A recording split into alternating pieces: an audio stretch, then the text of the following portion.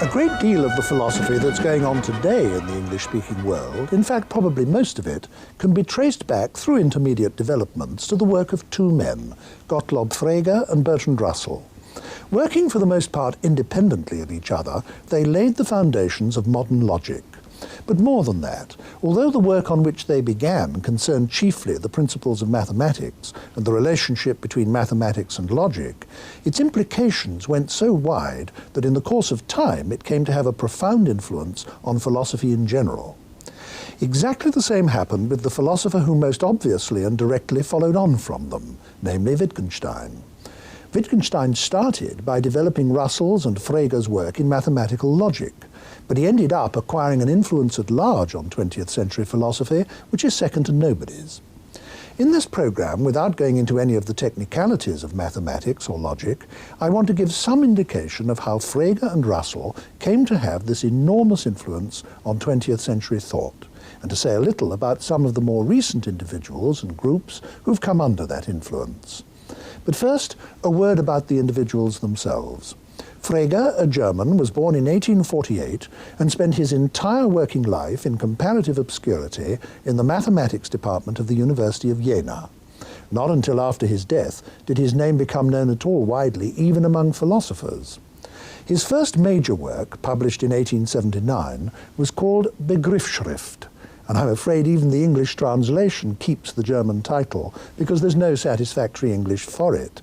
It means something like the putting of concepts into notation, and we'll begin to see later what that's about. His next major work, published in 1884, is called in English The Foundations of Arithmetic. He went on producing important and original work, most notably in 1893 and 1903, 2 volumes of the projected larger work called in English The Basic Laws of Arithmetic. But it was all of such depth and difficulty that his work in general remained very largely unknown until Bertrand Russell drew attention to it in 1903. Russell was a totally different sort of person. Grandson of a British Prime Minister, from whom he was later, via his elder brother, to inherit an earldom, he was always prominent on the political and social scene as well as in philosophy. In fact, a famous public figure all his life. He did a tremendous amount of popular writing and journalism and broadcasting, which influenced social attitudes among successive generations of British people. I think this has obscured for many the fact that the true foundations of his fame as a philosopher lie in contributions to mathematical logic of a highly professional and technical character. He was born in 1872 and lived till 1970, and was politically active almost to the end, though the great bulk of his philosophical work was done by the 1920s. Here to discuss the work of these two men and some of its influences down to our own day is one of the most famous philosophers of our time, A.J. Ayer, who has written a great deal about Russell, including the best short introductory book on Russell's work. Professor Ayer, let's start with Frege as being the earlier figure. When he began, what was it he was trying to do? Well, he was trying to make up what he thought were the deficiencies in arithmetic. He thought that mathematical statements, as they were expressed in his day, were not sufficiently precise, and that mathematical proofs were not sufficiently rigorous. And so he began by trying to develop a notation, the Begriffsschrift you referred to, in which this would be remedied. And the notation was to show exactly what mathematical statements stated and exactly what their proofs consisted in. It was supposed to make it obvious how one step in a proof succeeded another. And this was a deficiency in mathematics in his time, applying even to Euclid, where there were assumptions not made explicit which were required for the proofs to be valid. Wasn't one of the points involved that every argument, including a mathematical proof, has to have premises, and what those premises are often creates problems, and he tried to show that all mathematics was ultimately derived from pure principles of logic. Exactly. Both he and Russell did this, and this involved 2 enterprises. First of all, defining mathematical concepts in purely logical one, and secondly, showing that mathematics, well, arithmetic anyhow, not all mathematics, but arithmetic was deducible from purely logical premises. And this was achieved, the first part was achieved fairly simply. I think a fairly simple illustration will show how it was done.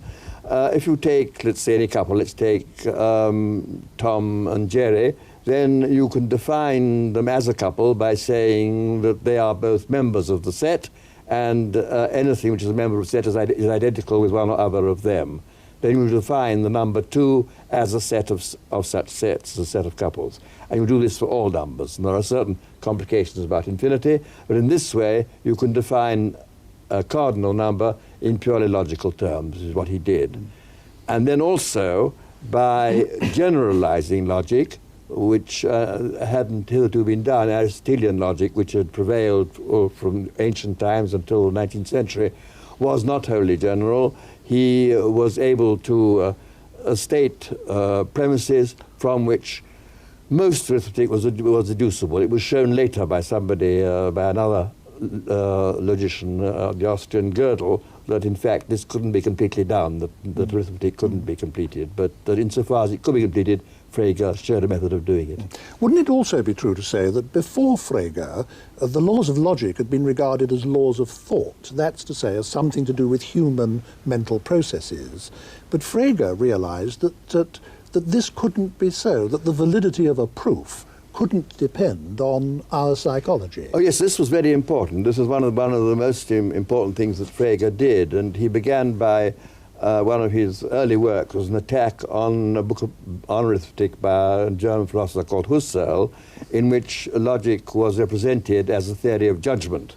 And this was how it was viewed by the German idealists, and Frege insisted it was entirely objective, had nothing to do with psychological processes, but that the sets in which you reduced numbers were entirely objective things, and that logic was quite independent wasn't about psychology at all. These were objective truths, which of course the mind was capable of grasping.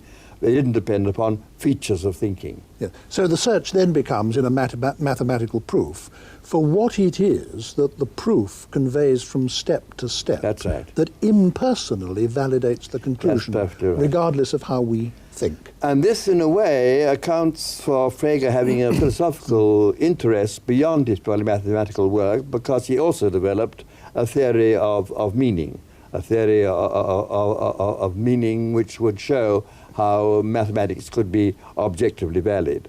And he talked of the, he tied up the meaning of mathematical statements, but this could be extended to statements in general, with truth conditions, with the features in them that made them candidates for truth or falsehood. I suppose the most historically influential distinction that he introduced was the distinction between sense and reference, which has to do with his theory of meaning, and one still hears people constantly referring to this. Can you explain it? Yes, it's fairly complicated. The two German expressions are Sinn, which is generally translated sense, and Bedeutung, which is translated, well, it is in fact the German word for meaning, but is by philosophers usually translated as either reference or denotation. And the denotation of a name is the object to which it names. I mean, the denotation of Bryan Magee is you, the actual person. Yeah. Whereas the sense of the name is the contribution that it makes to the meaning. Let's say if I just say Tom, you have to say to me, who's Tom? And then I say, well, Tom is so-and-so's brother, or the person who invented such and such, or the first person that climbed a mountain. And in this way, I give you a sense, and in this way, I enable you to identify him. Now, this distinction becomes important in certain contexts. Generally, what you care about in the case of a name is what the name stands for. But there are certain cases where it's important to make a distinction between sense and denotation, and one good example would be statements of identity. Frege's own favorite example was that of the evening star and the morning star, both of which, as you know, are in fact Venus. the same star. Same Yes. star, Venus. Yes. And but if someone says the evening star is identical with the morning star, and one takes the reference of these two expressions to be the denotation, then he's simply saying Venus is Venus, which is a tautology and of no interest, whereas in fact the morning star and the evening star is a mathematical discovery. And therefore, in this usage, what the expressions refer to is not their denotation, not the object, but their senses. So in other words, he analysed meaning into two different components. That's right. Sense and reference. Yes. And a statement may have a sense, but not have a reference. No, well, it happens in two ways. And there could be names or nominal expressions, like present King of France, for example, which has a sense but no reference because nobody corresponds to it. And also there is the complicated case of expressions which have a function in a sentence as contributing to its making it capable of being true or false, but don't denote anything, like predicates. Is good, is bad, is so on and so on, which themselves are what he called incomplete expressions, namely don't themselves have a reference but contribute to giving the sentence a sense, and through its sense a reference. And these distinctions that he introduced and his theory of meaning have in fact had a very widespread influence in philosophy, haven't they? They've become very fashionable in recent years, that's to say, and there's been a change in anyhow in England, and perhaps in England and the United States to some extent, and a change in sort of main concern of philosophy. For a very, very long time, the theory of knowledge was dominant. Ever since Descartes and his successors in the 17th century, the main concern has been the theory of knowledge, what we can know and how we can know it and how we are justified in holding the beliefs we do. And in recent years, this has given way to what's sometimes called the philosophy of logic, which is mainly concerned with questions about meaning, and here Frege has come into great prominence. And for instance, my successor as Professor of Logic at Oxford, Michael Dummett, has devoted nearly, certainly two large books to Frege's work, and is concerned with exploring the implications of Frege's distinctions for a theory of meaning. Well, Michael Dummett, who I suppose must be called the leading living commentator on Frege, makes enormously large claims for him, doesn't he? He says that he's introduced a whole new era in philosophy, that he has de-psychologized philosophy, that in the way you just explained, he dethroned the theory of knowledge from the center of philosophy and replaced it with logic. And this has changed 300 years of philosophical development. Well, I think there has been a difference of emphasis, but I think that Michael exaggerates in two ways. First of all, philosophers have always been concerned with meaning ever since Socrates, who went about saying what is knowledge, what is goodness, and so on, which is a way of asking what the Greek equivalents of these terms meant. So there's always been an interest in meaning in philosophy.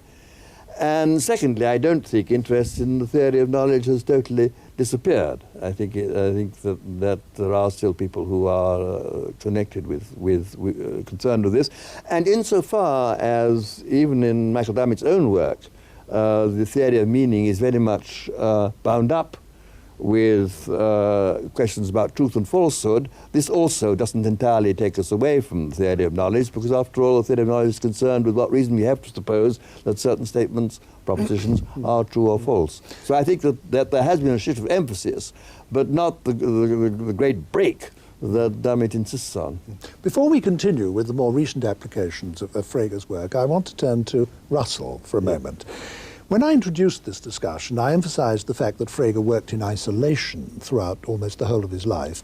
And this becomes very important when one starts to consider Russell, because poor Russell spent the first several years of his life reinventing work that Frege had already done without realizing that he'd done it, didn't he? Kat, so that should make it rather easy for you to explain to us something about the importance of Russell's very early work. Well, I don't quite know why you say poor Russell, because it is quite true that Russell did a lot of work that Frege had done before him, but Russell also exposed a fatal deficiency in Frege's system. He showed that Frege's system of logic actually contained a paradox. It's like the famous old contradiction of Epimenides the Cretan, who said that all Cretans were liars. It follows it comes into the category of self-defeating propositions. And although on the surface it seems to be trivial, it's not trivial, It's because not trivial. it shows that the underlying argumentation has something wrong with it. It does. It shows that one of Frege's essential assumptions led to contradiction. Yeah. And Russell in 1903, conveyed this in a letter to Frege, and Frege's first reaction was not, "Oh, I'm wrong." He was sufficiently arrogant to reply, "The whole of mathematics has been shown to be worthless." Then he thought this was going too far, and he then managed to put together some sort of answer to Russell's objection, but then it was shown only after Frege's death, in fact, by a Polish edition, that Frege's answer also was untenable, led to contradiction. And Frege himself never recovered from this blow. After he received, after the publication of the Begriffsschrift, the Grundgesetze, you yourself said earlier he never wrote the third volume, and he simply gave up. From 1903 to 1925, his death, he never did anything, and this was the result. He thought his life's work had been demolished. His life's work had been demolished, yes. So that, in fact, it's a very sad story. Yes, a tragic story. And a tragic story. And Russell then went on to meet this paradox in his own way, some complicated thing called the theory of types. It remains true, I don't want to press this point, that an enormous amount of the work that Russell had done and spent years over, Frege had already done, and Russell didn't know. Yes, that is true. But it's also true that although Frege did it first, and some experts today think that Frege did most of it better, it was through Russell that the ideas actually became famous in philosophy and influential in philosophy. That is true. I don't know why it was that Frege's work was so neglected. Partly because, for an absurd reason, that interest in the new developments of logic was very much an English thing. So therefore, Frege's work wasn't taken up in Germany, because in Germany the mistaken psychological view of logic still prevailed, and wasn't taken up in England simply because of English insularity and incompetence in foreign languages. And it was left. But Russell, who had been brought up by German governesses and German nurses, did know German. But even Russell only got it indirectly. What happened was that Russell and his collaborator Whitehead went to a congress in Paris in 1903 and met an Italian logician called Peano.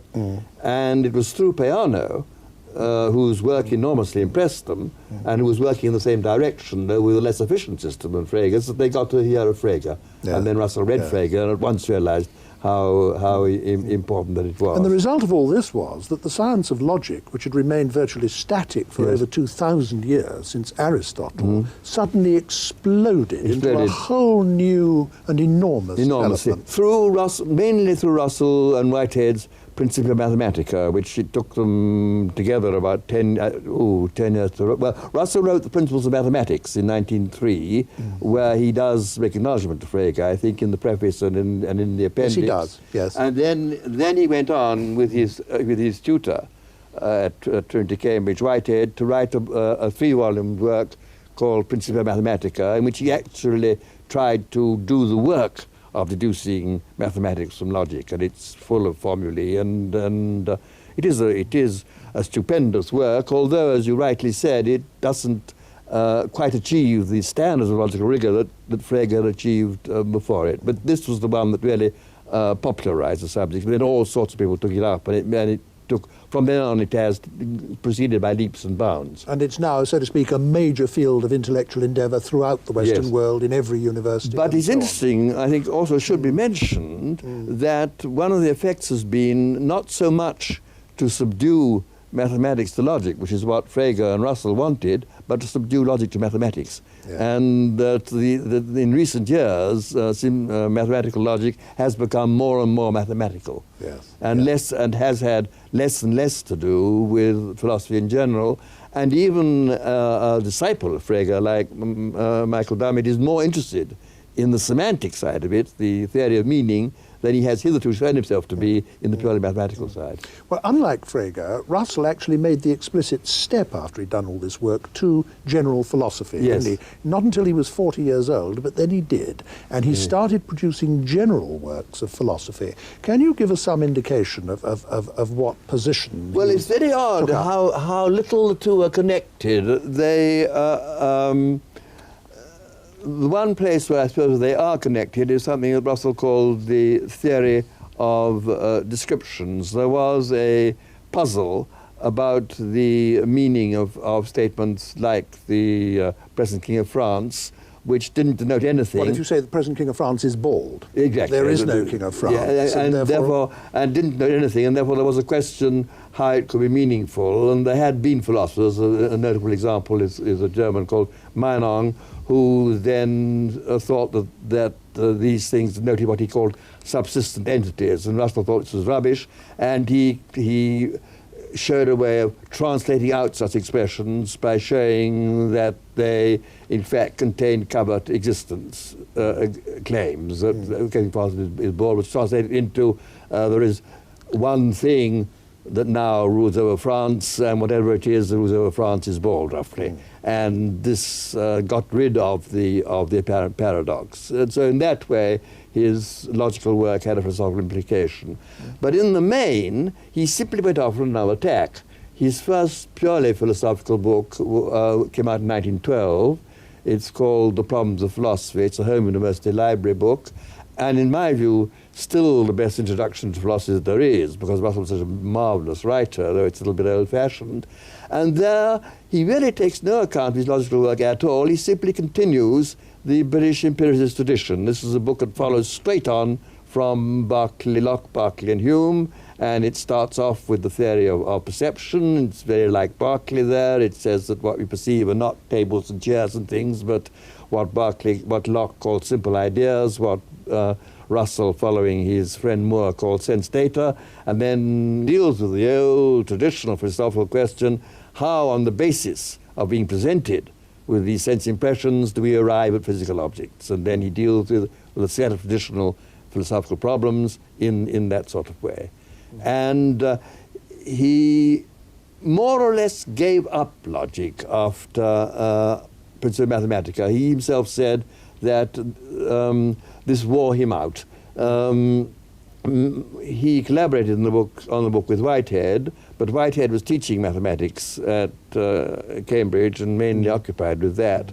Russell at that time was living independently. Well, he had a lectureship at Cambridge from 1910 to 1915, but in the first decade of this century he was living on his independent income, and so he had the actual work of writing out all these proofs. And he said that this really incapacitated him from ever doing any detailed work in future. And this is to some extent true. All his later work is full of brilliant ideas that he never fully works out. At a certain point he gets bored. He says, oh yes, it goes on like this. He doesn't bother to dot the I's and cross the T's. And this is true of all his later work. I think that I see one very important continuing concern in the later work. I'd be interested to know if you agree with this or not. You've just said, I'm sure rightly, that Russell was a radical empiricist in the direct tradition of Locke and Hume. Certainly.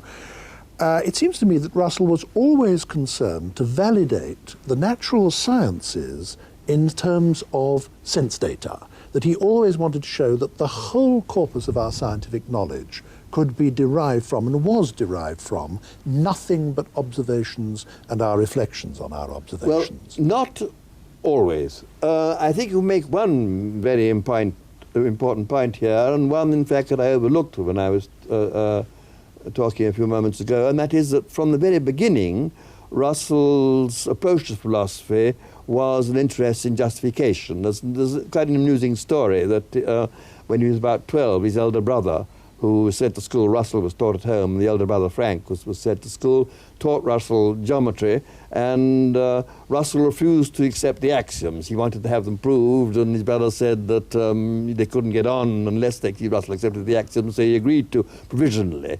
But he always wanted to have everything justified. And this was common both in his approach to logic and mathematics and in his approach to other branches of knowledge, and as you say, also in his approach to science. He wanted to have a basis for our belief in science. But here his views varied. In the book I mentioned, Problems of Philosophy, it's quite true that he wanted to start with sense data, but he didn't think that all scientific or even all common sense statements like that of the table, could be reduced to sensory statements. He adopted a causal theory that you could assume the existence of the physical world as the best explanation for our sensory experiences. Then he changed his view, and in the next important book that he published on the theory of knowledge, which was Our Knowledge of the External World, which came out in 1914, he did take the view you just referred to, namely he thought you could actually reduce not only every common sense statement, but every scientific statement to statements about our actual and possible hypothetical sense experiences. And this view, which is technically known as phenomenalism, and was the view of Berkeley, if you rob Berkeley of God, and also the view of John Stuart Mill, who was incidentally Russell's godfather, lay godfather, because Russell's parents and Knoxville didn't believe in God, but he's lay godfather.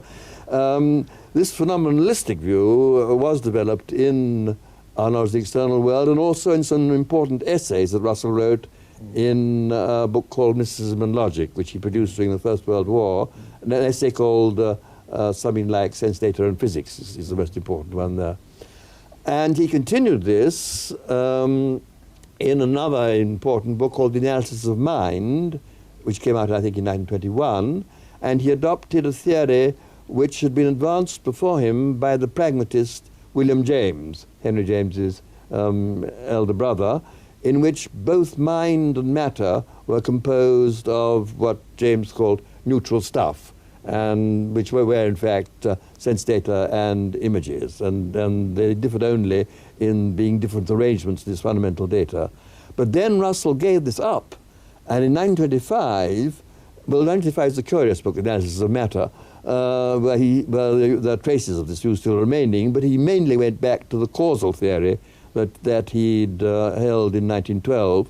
And when he revived his interest in philosophy in the 1940s, and in his final, or his next to last, philosophical book, Human Knowledge, Its Scope and Limits, he goes back to a causal theory. He always thought that the basis of our knowledge lay in sense experience, but he varied in the next step. I mean, it was only during one period of his work that he thought that the whole thing could be reduced to sensory terms.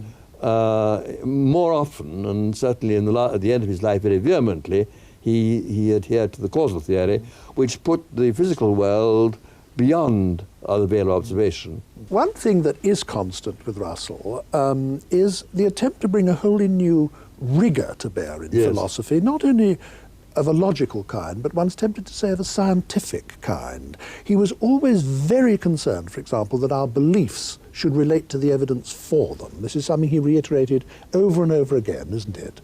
And it's something which, if taken seriously, sweeps aside a great deal of traditional philosophizing and traditional thinking. Oh yes, that I think is true. And I think that this, you already mentioned that Russell had influence on Wittgenstein. Indeed, Wittgenstein was Russell's pupil.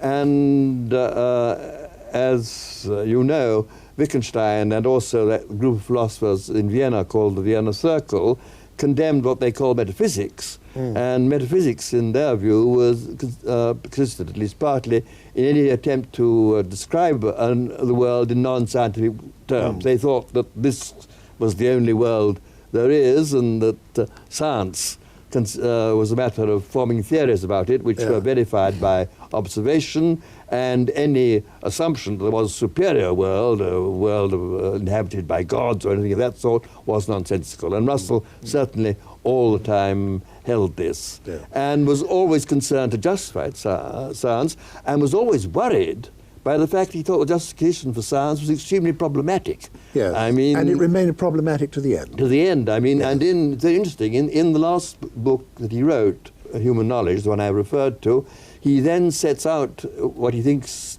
are the set of assumptions that require to be made if belief in scientific theories is to be justified, and makes it quite clear. Do you think these assumptions must, as it were, be taken on faith? Yes. And he tried to work out what we call a theory of induction, but was never entirely satisfied with it, and more or less said, well, I remember what he said. He said that we really can't be sure that science is true, but it has a greater chance of being true than anything else that can be set up as its rival. Yes, though he still couldn't validate it in the way he couldn't validate it in the way he would like to, no. to have done. Let's just talk now in an orderly way about the influence of Russell, because he and Wittgenstein, I suppose, must be the two most influential philosophers in the 20th century, at least in the English-speaking world.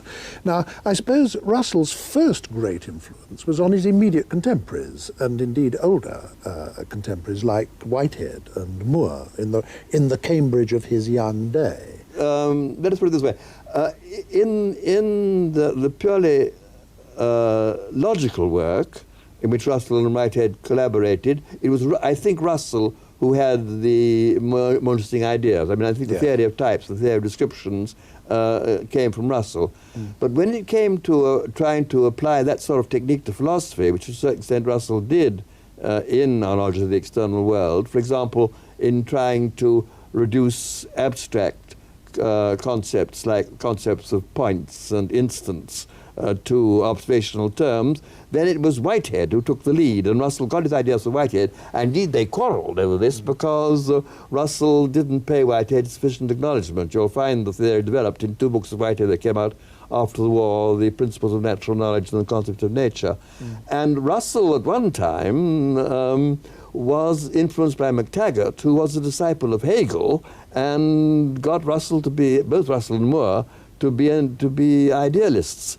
And Moore, first of all, rebelled against this in the interest of common sense. Moore was a great defender of common sense, and influenced Russell to the extent that he cured Russell of any belief in idealism. So their influence went that way. Also, with respect to ethics, in which Russell was never greatly interested, he accepted, like all Bloomsbury, he accepted Moore's Principia Ethica. He believed that good was a non-natural, indefinable concept, and so on. But then Russell had a very big influence on the later, or my generation of philosophers, inasmuch as he convinced us that since science was sovereign in the description of the world, all that philosophy could do was elucidate and analyze. And so Russell can be regarded, I think, as the father of analysis.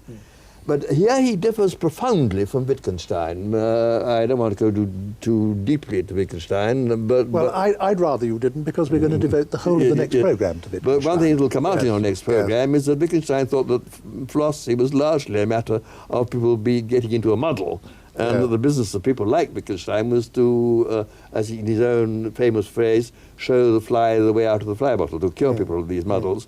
Whereas Russell always thought that philosophical problems had a solution. And that was why he was so very hostile to the purely linguistic philosophy that developed, for example, at Oxford after the war under the leadership of Austin, because he thought this was the mere exploration of language for its own sake, the exploration of the implications of English usage was trivial. And Russell really thought that there were questions about justification of our beliefs that it was the business of philosophy to answer, and that these questions were answerable. He thought that the answers could be discovered if you worked at it hard enough. Otherwise, he didn't think philosophy was worth doing.